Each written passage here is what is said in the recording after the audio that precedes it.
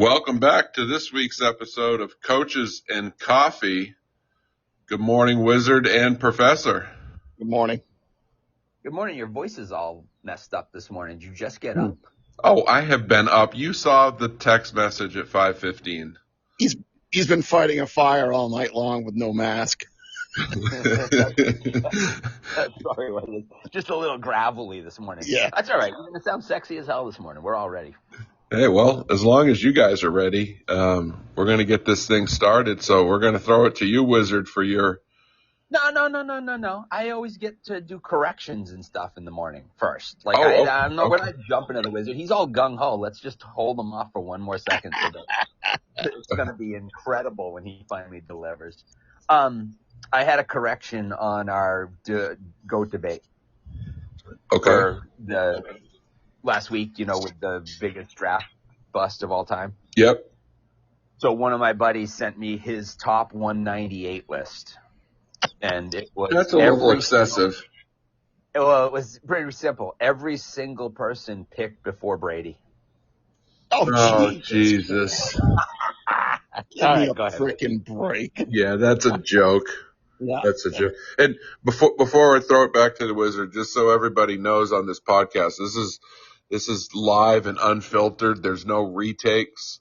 So when we screw up, but we just keep going. So that's the first screw up of the morning.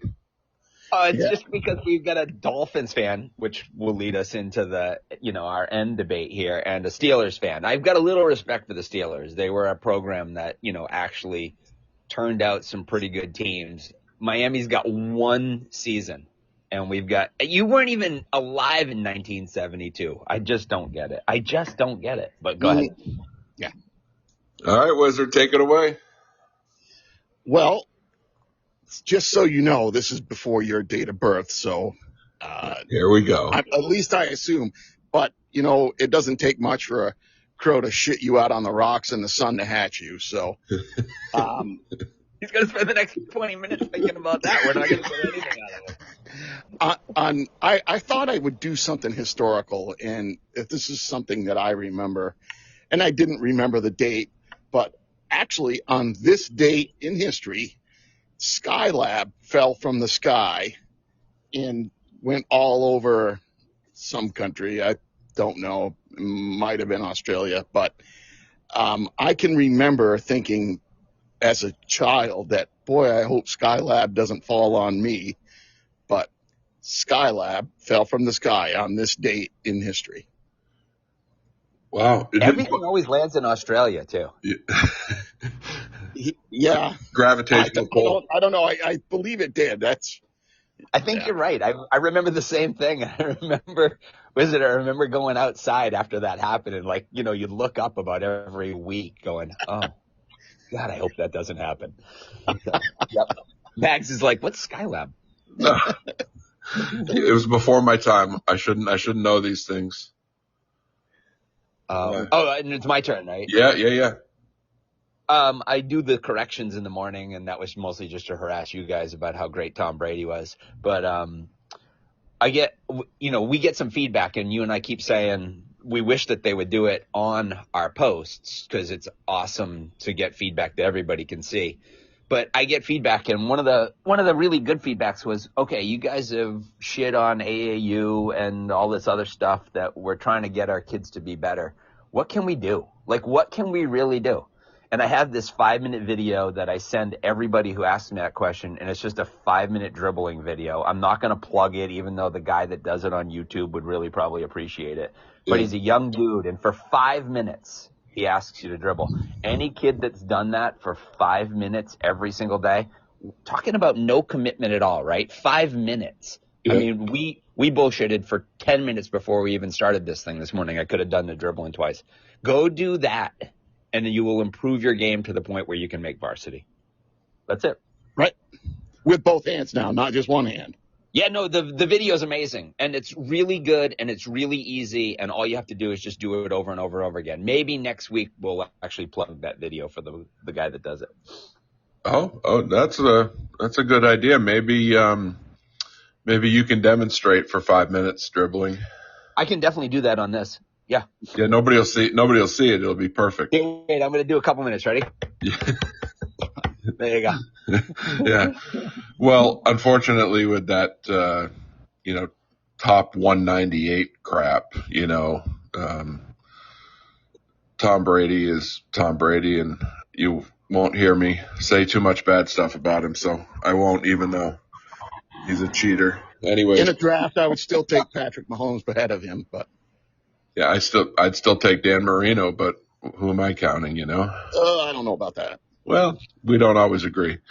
We're on the GOAT debate of the greatest football players, and we're not even doing that as a GOAT debate.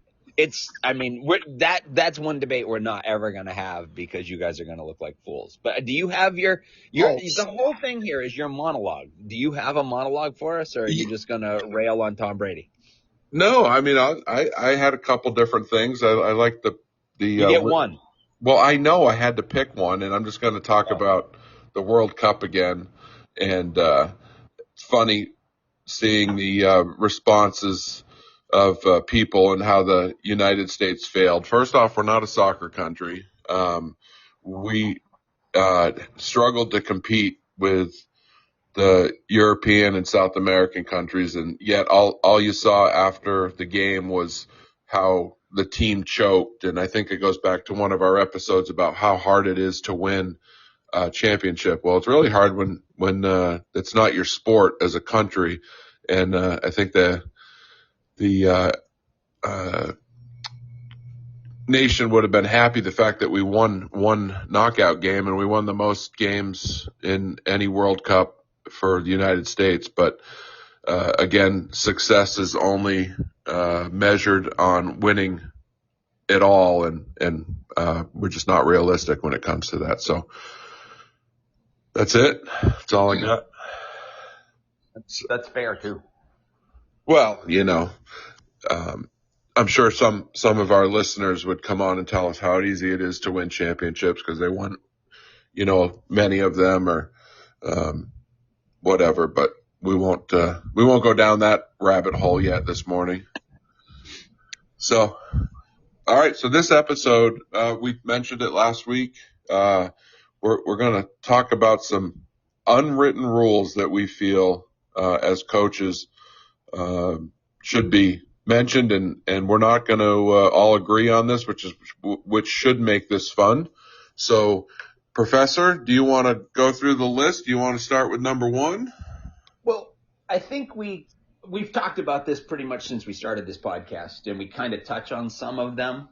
But last week we were talking about, I think it was last week, about the decency to go down and speak to the coach beforehand, or handshakes at the end, even if the outcome wasn't what you wanted, or you giving us crap for me and the Wizard giving a big hug because we both knew we were retiring and we played a great game and we played the last game of that year. So we got into these unwritten rules, and I think the one question I have for the both of you before we really get into it is, we've all been really successful, right? And the Wizard is notorious for beating teams, 137-4 and stuff like that. Do you think that the other coaches, the ones that have our losing percentage as their winning percentage, do you think that they have a different list of unwritten rules? I would imagine they probably do. Yeah, they probably, instead of looking at it from the perspective of that coach that told you after your first varsity game, guess you got to get better, they'd look at blaming us for whatever the final result is, instead of, oh, you know what, maybe I need to work on something with my kids. Right. Yeah. Go ahead, Wiz. Well, I mean, it's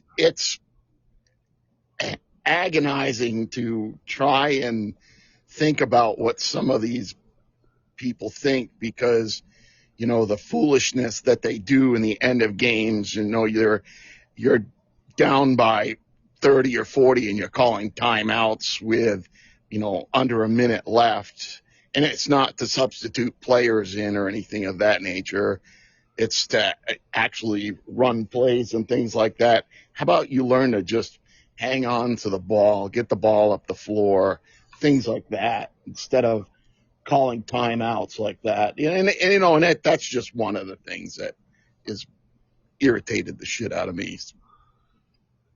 Well, we give you a hard time about, your scores and stuff like that. But like one thing I know that Mags and I definitely agree with what you do. You're a team that presses all the time. Like very rarely are you not either in some half court pressure or some full court pressure. Right. And it bothers me when a coach gets mad at you because you're still pressing or at least putting pressure in the fourth quarter with a 40-point lead. And I know a lot of coaches are going to go, well, that's just ridiculous. But when you do it, you've got your third graders on the floor. And why should you play a packed-in 2-3 zone for the last 4 minutes so that the other team can feel good about themselves? Right. Like you're trying to teach your kids, and I think that's what we all think, right? Like, let's teach our kids for 32 minutes. Let's do that. Yeah. So I think the first one that we had written down follows perfectly into this. Pressing in the fourth quarter when you're down 30, but with your starters when you're down. Go ahead, Meg. That's one of my favorites. Obviously I think all three of us have had some pretty good teams over the years and had some pretty lopsided scores going into the fourth quarter. And, that's when we usually empty our bench and get some younger kids an opportunity to go in. And it's happened so many times over the years where, we sub all 5 kids off the floor and have some mixture of, kids that play JV mostly.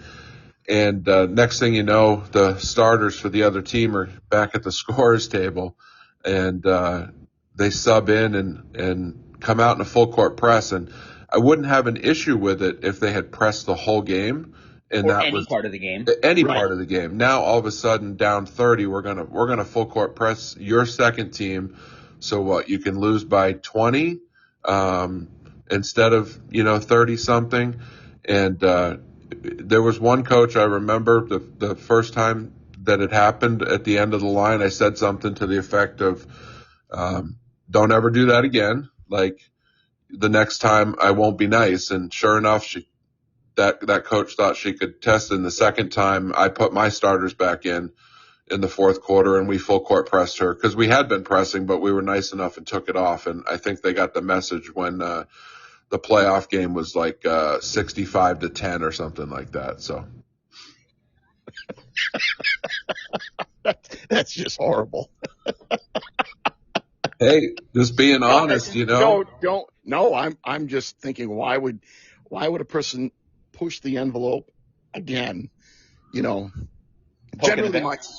Generally myself, I don't think I'm shy, but I don't really seek to go out and talk to people as a whole. So I don't really want to talk to another coach about, strategy after the game, especially after I've just gotten shellacked or something of that nature. But, as a whole, when teams did that to me, I said, geez, you almost had us. I'd say something like that, in the fourth quarter. You almost had us. But, and am I being a wise ass? Yeah, I am, because, it's ridiculous especially when you put those younger kids in, because let's face it, as a whole, a lot of us have to play JV players on our varsity roster anyways. So a lot of our JV players get a lot of experience, but when you put in your bottom part of the bench and they are players who really have a difficult time in the full court part of it, it's even more of a kick in the teeth to those kids. And realistically, when you have a big lead, you're taking the foot off the gas pedal, but you want to give those younger kids that opportunity to get out there and be successful. And doing something like that is to me, is more of an insult to the kids than it is to me. So. Yeah. And to follow that same logic, Wizard, it's, you're putting your kids in that aren't as talented. And if the other coach who is getting beat badly, who's feeling the same anger towards us because we're up and we've pressed them for 4.5 minutes and we've done everything to win the basketball game, you ought to take the opportunity to either get your subs in or let your starters stay on the floor and work through some stuff against our JV squad. Right. But man, when they go to the press, I mean, you know, we all know the same situation. I subbed all my starters back in with 4 minutes to go, and you know, pressed them. And you know me, I don't press. Right. And I was like, no, we're going full court, man, hard as you can go. And it sucks when we do that, because then I'm taking my kids off the floor that deserve an opportunity to prove a point because I'm pissed. And Right. I think sometimes I wish I didn't do that. And, you know, as I remember one coach always saying to me, man, our fourth quarter was fantastic. If we had played 3 quarters like that, we would have won. And I go, Yeah. yeah, if the game had been an hour and 40 minutes longer, yeah, maybe you would have. If we hadn't got off the bus tonight, we've had a chance. You had a chance to take us, but right. Yeah, you were up 2-0 at the tip. That's right. Could have ended the closest the game was when the ball was jumped up at the beginning of the game. But that moves us on to that same concept of when do you wave the white flag and who's responsible for that? Like, right? I mean, go ahead. No, I was always taught that, you know, the team that's losing, when they sub their starters out, that's them waving the white flag, and it's okay for you to sub your kids out. And obviously, if it's a 30-point game, you know, maybe there's no need to wave the white flag. But when you're up 15, you know, to 20, you know, with like 4 minutes to go in the game, we're trying to get, you know, kids in that haven't played yet or whatever. And I feel that it's almost been reversed now, where I have to take our starters out of the game for the other coach to take their kids out of the game instead of them waving the white flag first. Yeah, same thing here. One of our biggest fourth quarter comebacks was a team that was beating us by 17 with 5 minutes left in the fourth quarter, and we won the game. But the simple fact is that most of the time in that case, you know, kids are kids, and are they going to battle through it? I don't know. You like to give them the opportunity, but you know, you're down double digits in the 20s, and there's 3 minutes left. Yeah, I'm probably going to start thinking about getting my other players into the game, just to give them some time on the floor. But typically, I would always say, yeah, we're gonna get them in, get the starters out. I usually did it first. I mean, that's my frame of mind. Yeah, I think about this rule in the, you know, if you're playing the team that wins 20% of their games, they should just wave the white flag and we move on. Do you think we're ever going to wave the white flag against each other? I mean, I was up 30-something points on Mags in the fourth quarter, and they almost pulled that game out. Like, you know, neither of us are waving a white flag in that game ever. Yeah. And I remember one game up at your place, you guys had a good lead on us, and the last 3 minutes of the game, we got it all the way back. And like, that's a different situation. You're talking about teams that are 80% winning the game. You know what I mean? Like, right. You're going to give your kids a chance to battle against the cream of the crop every time. Right. But when it's a 22-point game against a team that you've beaten 110 straight times, yeah, get your kids off the floor. We'll get our kids off the floor. Don't press us in the last 30, you know, like, and let's move that one right on to the fouling in the last minute of it. Yes, that's a good one. You know, you're up 15 points, and, you know, I mean, we've seen amazing comebacks. I think the record in college is like 9 points in 8 seconds or something like that, or 8 points in 9 seconds. But these are not college 3-point shooters playing for Duke, you know? So what do you feel about the fouling when you're down 15 with a minute and a half to go? I hated it, because, you know, you're standing there and you always talk to the kids at practice, and you would say, listen, I can't say out on the floor, foul, you need to foul. Right.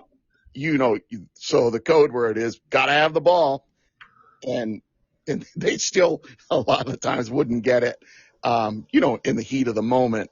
So I just hated doing it. And I didn't want, especially somebody to get hurt, especially one of my own players, because I could see him breaking a finger, or doing something foolish where they committed a flagrant foul. So, I mean, like I said, I just didn't like doing it, but we obviously did it. Yeah, no, I think the games can be long enough that just extends the agony, so to speak. And to Wizard's point, you don't want anybody to get hurt because of something, stupid like that. I love the example that you had listed was, down 15 with 8 seconds to go. Like you're going to pull out a miracle. It takes at least 2 seconds for the ball to go from your hand to the rim.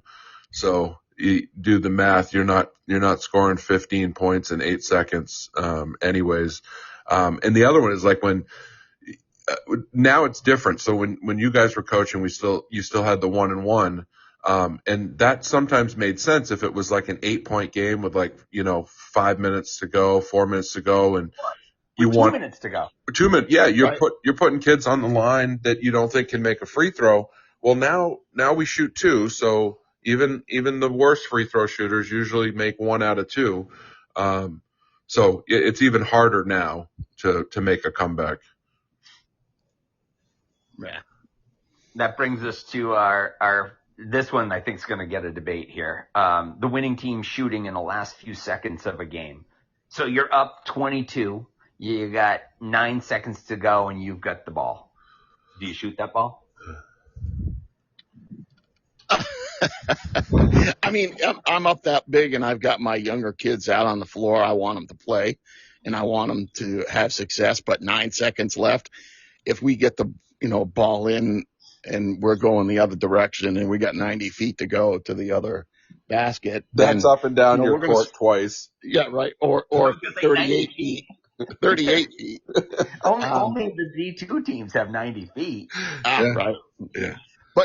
But I mean, I would say you slow dribble, and especially seeing what the other team does, but hold it, don't shoot. I typically know we didn't do that in the last 9 or 10 seconds. Yeah, no, it doesn't make any sense. If let's say it's a 6-point game and we obviously still got our starters in there, and this happened one time with one of our kids, game's over, our kids are clapping it in, and all of a sudden I see this half court heave go up and we're winning by whatever it was, 6 or 8 points. And I looked and I'm like, what the heck is just going on here? I remember having the conversation, and it was about, getting closer to 1,000 points. And I'm like, wow, that's an individual goal that you might have, but definitely not something that we coach for. And I remember the opposing coach going through the line, goes, what the hell is she shooting the ball for? And I said, it's a great question. I'm going to find out.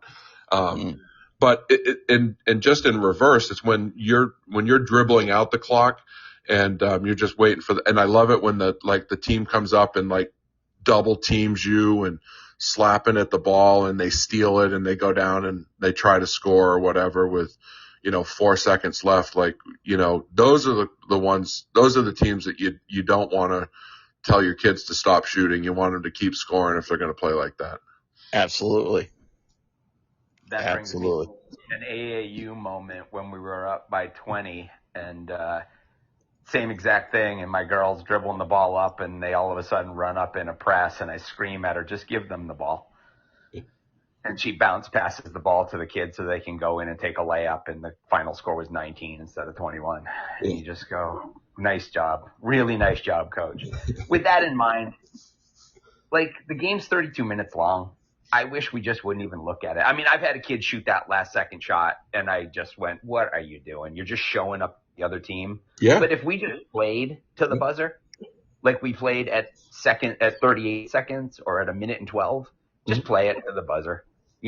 Keep your pressure on, and then we wouldn't have this issue ever. And if the kid scores, the kid scores. You're still trying to run something. Right. And to the point of your third graders are in Wizard, let that third grader get a shot up.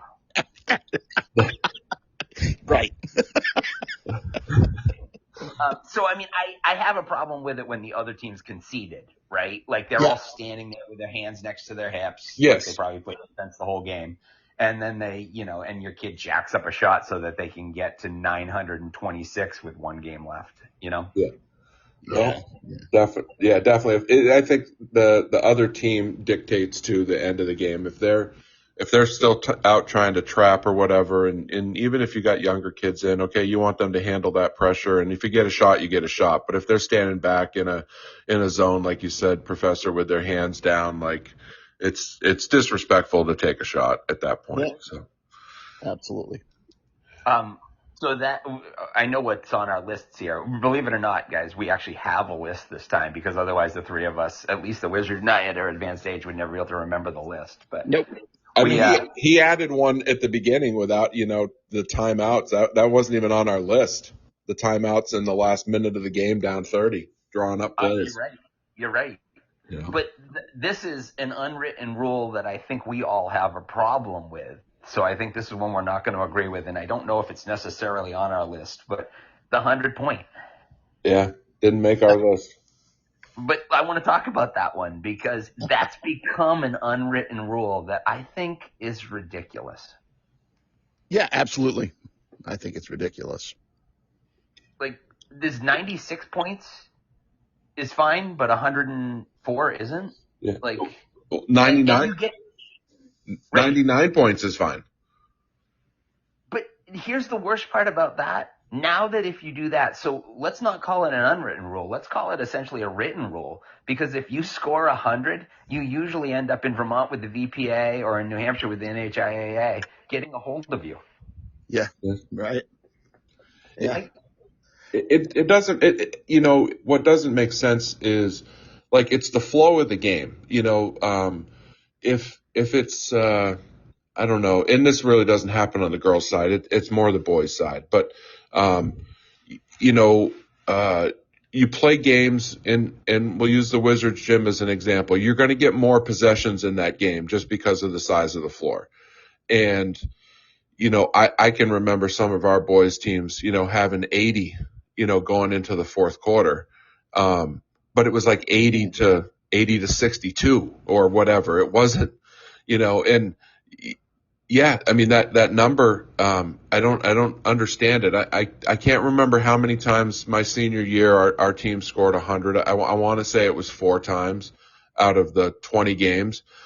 It never was even discussed. Now, partially because we didn't have social media back then, that people blew up this, misnomer that you can't score points.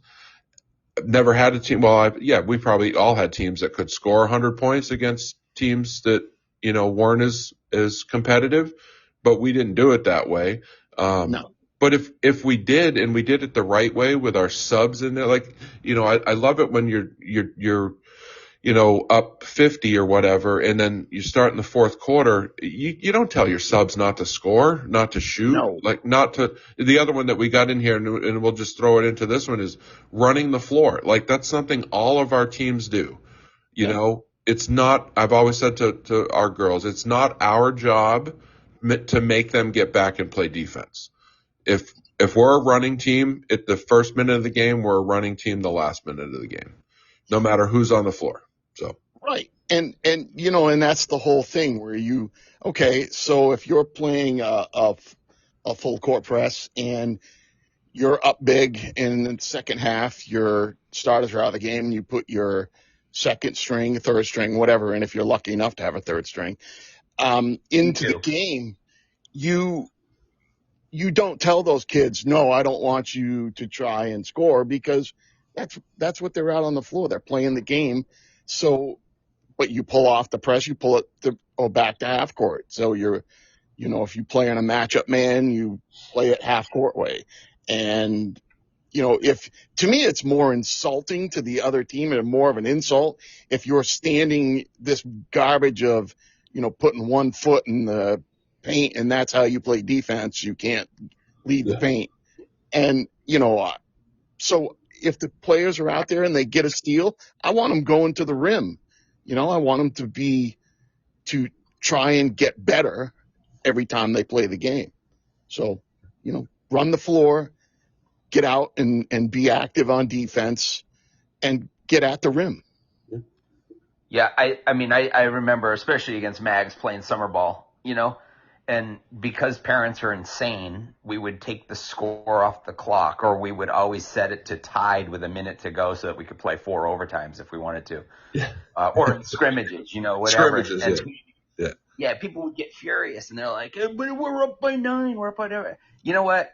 Like, when you're that much better than the other team, and you're going to score 100, but you're going to do it with your subs, let them do it. Stop looking at the scoreboard. I know all 3 of us will agree with this. The 1-point losses have hurt a lot more than the 70-point losses. Yeah. And then the 20-point losses. You know what I mean? Like, yep. Yeah, those weren't one possession games that, could have impacted the final score. Right. Yeah, those are the ones that we think about, when you turn the ball over 4 times in the fourth quarter and you lose by 1 and you're like, well, what could have happened on that possession? Right. Which then moves us right on to playing starters in the fourth quarter. And you've got it in a playoff game. I'm going to say even in the last week of regular season, should you be playing your starters in the fourth quarter of a blowout? Myself, it depends on if you're working on something, especially if you want to try and change something up for the next team that's you possibly could be playing. You want to work on it live game. I would not have a problem with it, but if you're going to just stick to what you do, I really wouldn't do it. Obviously, you work through the season and you have all sorts of injuries and things of that nature, kids getting taped, and, you want to get them iced as soon as possible. I can think of a game down in Farmington where I had a player that had rolled an ankle 2 practices prior, and she was tougher than whale pecker, and she got out there and played the game. and the only thing I could think of, because we were winning, was get her out and get her some ice on it, because the last thing I wanted her to do was to roll that ankle again. So that was always my thought process. Yeah, I think the question that you posed about the end of the regular season, I treat the last week of the regular season as a preparation for the playoffs. And probably for the last 6 to 8 years, we've had a really tough schedule to finish the season, which I absolutely love, because it is hopefully getting you ready for a playoff game. But going back to, one of the playoff games that I mentioned, I think it was 65-10. And I remember some of the fans for the other team, after the game coming up saying, did you leave your starters in long enough? Well, first off, we weren't pressing. Second of all, at some point, those starters are going to need to play 4 quarters. So, right. That's what it is. And I thought we did it the right way. They were mad. They didn't play well.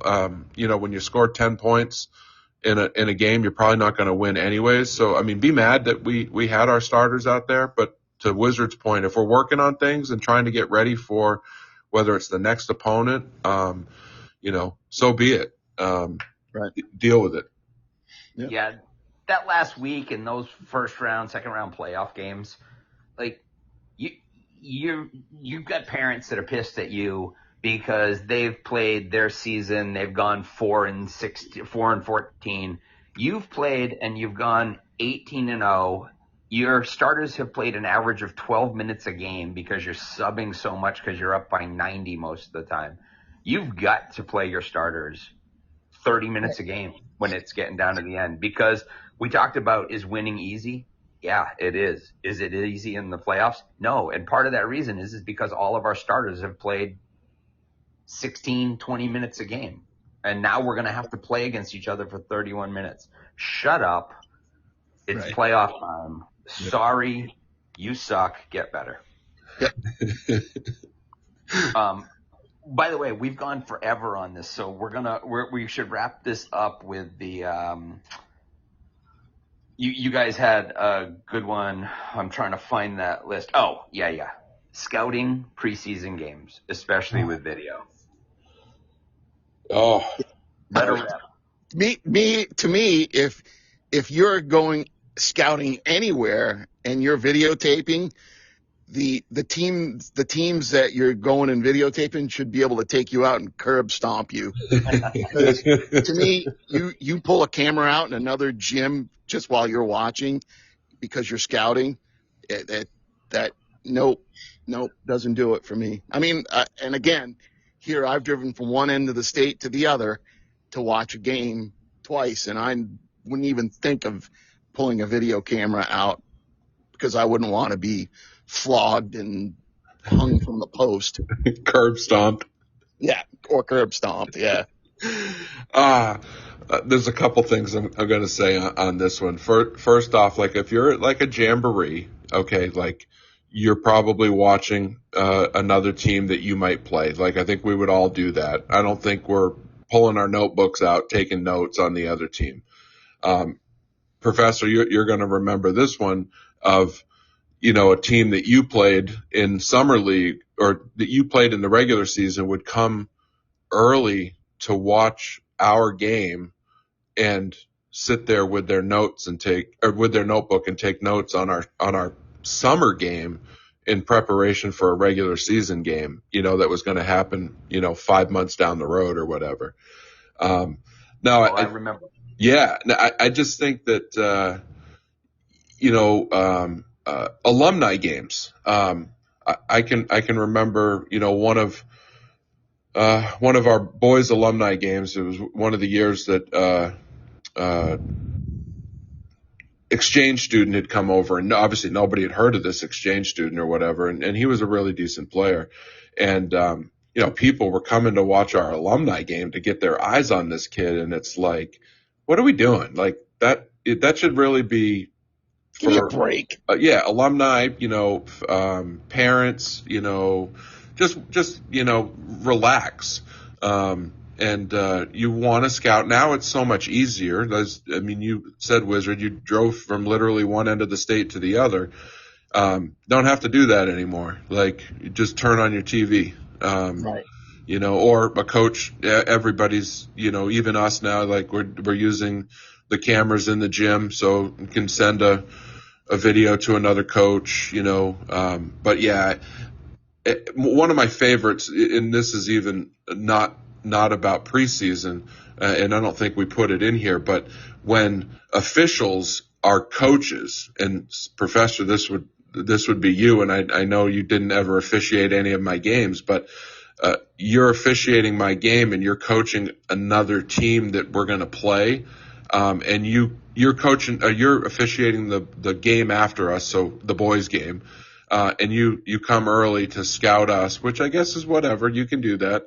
But then, one of the former refs, I'd shared this story with you guys before, sends me an email asking for the videotape of the fourth quarter because we'd made a comeback and won against the team that they were scouting. And I was like, nope, sorry, like delete, move on. Right.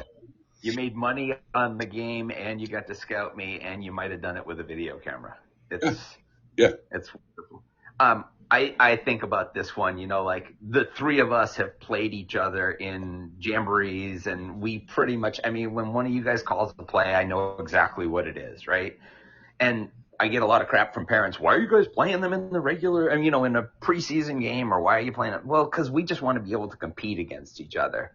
But when these other people show up with a video camera in preseason, pretend that they're either videoing their team or, they're videoing our game just so that they can learn. Yeah, come on, man. Like, let it go. Bush League. Just get better. Just like I think I'm going to even say her name. I think old Robin Wozni. Just get better, Russ. Just get better. Yeah, you know how you do that? That 5-minute video I started with. Watch Yeah. that video, not the video of us playing each other. Yeah. And I know we had this in there. I just want to say one other thing especially to active coaches now. Um, know your opponents. Know the other teams, especially when it comes to, Sage who? all state, what's that? Sage who? Yeah, exactly. But no, it's embarrassing. It should be embarrassing to you as a coach and to your kids if you go into a game and you have no idea who the best player on your opponent team is, and you allow them to drop 30 something. But the things that there's this stigma that North coaches don't vote for South players, South coaches don't vote for North players when it comes to all-state ballot.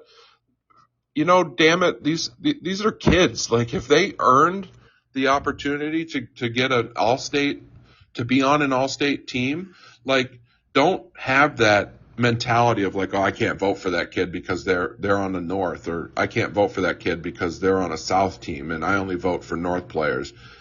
No, it's supposed to be the best players in the division. And coaches that don't vote, shame on you. Like, that's regardless of what your record is, whether you did it, have the decency to cast a ballot. And we say it every year. Still, you guys will remember these emails. You know what? At the time of voting, if you've got 4 wins, you're like 4-7 or 4-8. You probably don't have 4 all-state players to put on the ballot. If you do, I mean, I would say you're not coaching very well then. You don't get coach of the year. Well,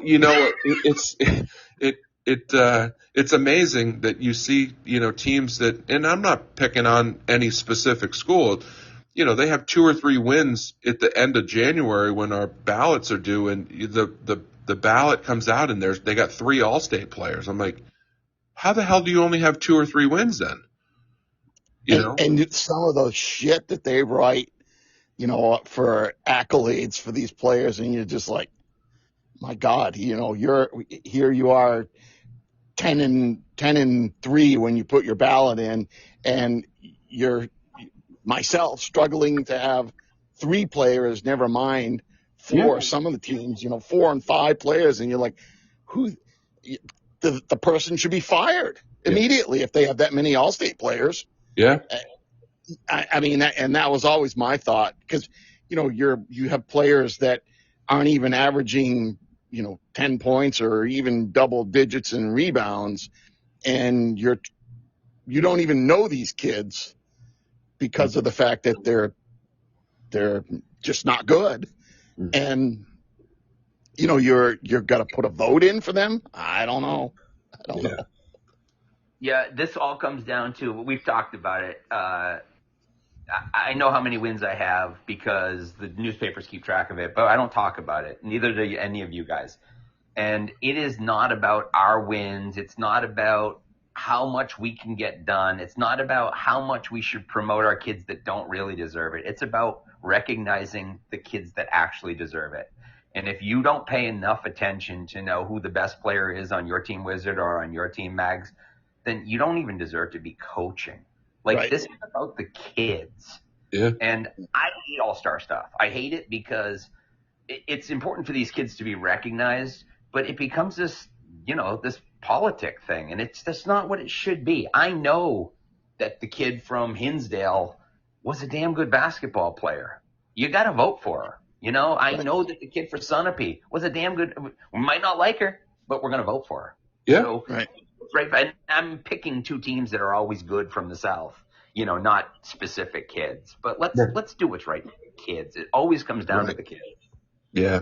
No, it's our obligation. If we're going to take this profession seriously and do our part, we need to prepare our kids. We need to recognize others for the efforts that they put in. We probably all have had kids that could lead the division in scoring. But because we don't, and probably the Wizard, you did have kids that led the division in scoring, because Sage Who was on your team at times. But yeah, who's that? But I think because our kids play, 16 minutes a game, half the season, they don't, and I don't advocate for having a division leading scorer. One of the things that it irks me, is when you see a kid, now on social media, they scored 45 and then you look at the score and it was like 80-14. I'm like, okay, why is that kid in the game scoring 45 points? Right. That's not taking a bounce pass to the kid that's open. Yeah, exactly. Like, stay out there. I don't care to create some continuity on the team, but you know what? You don't need to shoot the ball. Anyways, I know that took us off we get it. We're gonna lose all of our listeners. we already did. 45 minutes. We did like 40 minutes ago. We've got to move on. Yeah, that's a good point. We've got to move on. My GOAT debate is literally the GOAT debate. The Naval Academy, their mascot is Bill the Goat.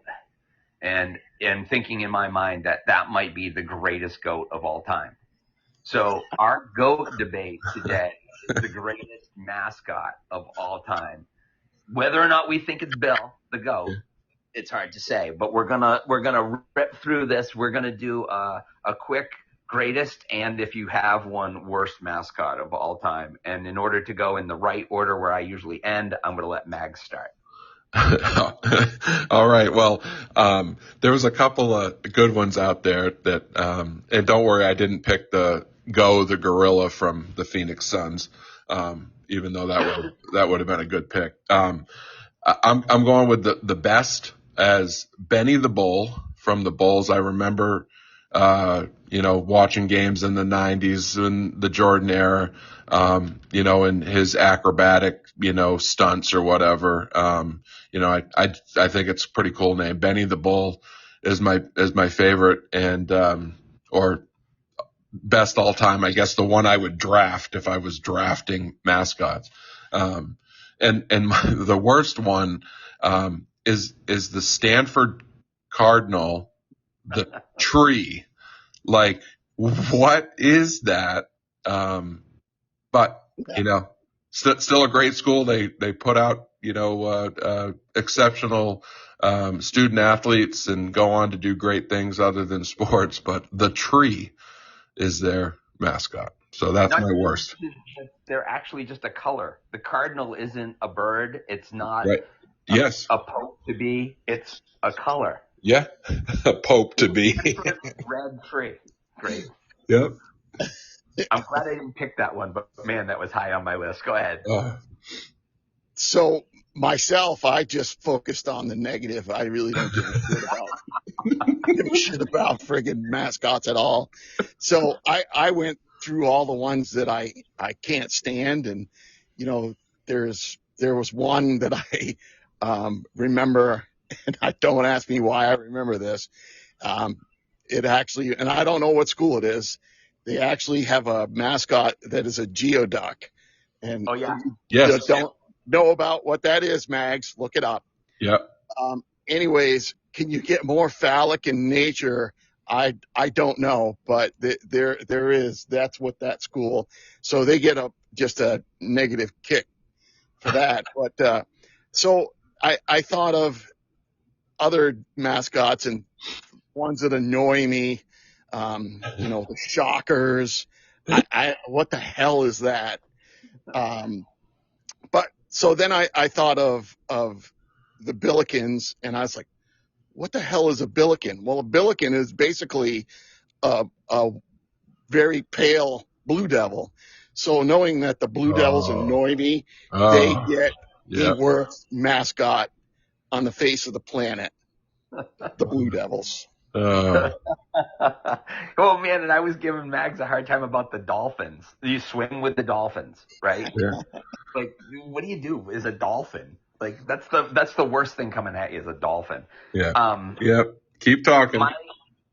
My least favorite, because I coached there, if they had just been 2 miles down the road, they would have been like the bottom dwellers. Instead, they were the hilltoppers. What is it? 2 miles down the road. Jack and Jill. Yeah, unbelievable. And then my favorite, I've got two, but I love the Georgetown Hoyas. And a Hoya is not a flower. It's not a bulldog. It's actually Latin for what? And then their motto used to be, what rocks? Hoya saxa, because they used to be called the stone walls. So I actually love that. They're the Hoyas that turned into a bulldog, but really their mascot is what? Yeah. And my other favorite one is RISD. You talk about the Geoducks. Their basketball team is the Nads. So that when you're in the crowd, you can go Nads, go Nads. So there are so many good ones out there. Max told us that there is actually a mascot hall of fame. It still comes. I've listed all of those. Really, the best one is Bill the Goat. He's the goat of the goats. Well, I understand why you like what do you call them? The stone layers or the stone walls. Stone wall. Yeah, you probably can relate to those. I can. You know, build a couple you build a few in your time. But from here on out, whenever we don't know what, we're just going to say Hoya. Hoya, yeah.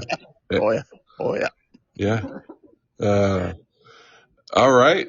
We're going to let Wizard wrap this thing up. Yeah, Wizard, you got to go first with your words of wisdom, and hopefully the listeners looked up your words of wisdom last week. Well, I thought it didn't work. I thought you said it got cut off. No. I got cut off last week. You know, so it's all good. I should be cut off anyways, but. Oh, shit. Okay. Well. And just for our listeners, if you think geoduck is a duck, then you're going to need to do some research. Yeah, you better look it up. There's a reason I said phallic in nature. Anyway. I don't know if the Wizard even really has to sign off today because he has left you guys with 3 other beautiful gems along the way too. But go ahead. I mean, he's deep in thought here to try to come up with one. So. No, it's not deep in thought. It's just the simple fact of I thought it wasn't working, so I hadn't really focused on any one thing, and my mind is going 1,000 miles an hour right now, trying to remember the thing that I was going to say. Being elderly in nature.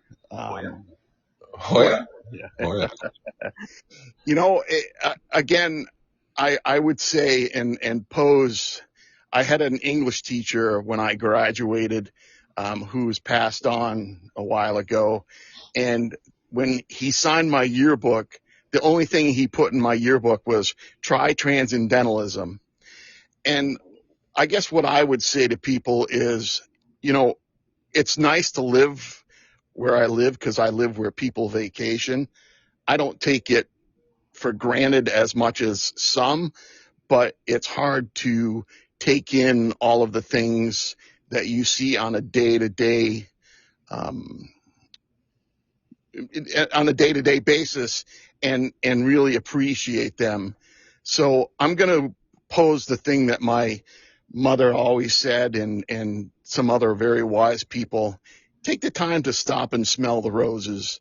Look around you. Take it in. Unless you live in the city, which then I would say get the hell out of there. But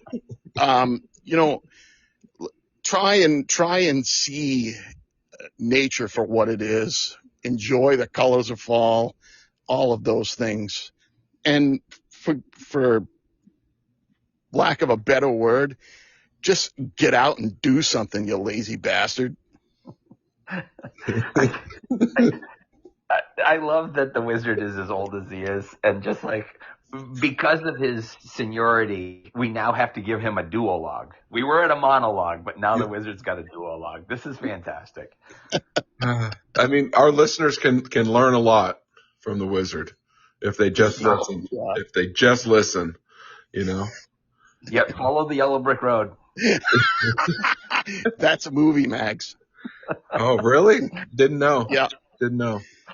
All right. All right. This Well, was terrible as usual. We covered a lot of stuff, though. we did. Hopefully our listeners liked some of those unwritten rules, and there was more that we had as we didn't get to, and maybe we'll bring a couple of those up in future podcasts. But for our listeners, maybe not. That's right.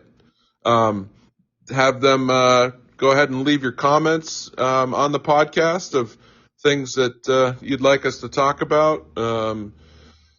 Our sponsors are still very minimal, 0 to be exact. So and if you really enjoy this podcast and you want to throw a bone the professor's way, go ahead. We'll take whatever to keep it running. So, as usual, signing off for this week's episode. Thanks for listening to this long podcast, our longest one yet. And if you got this far, congratulations.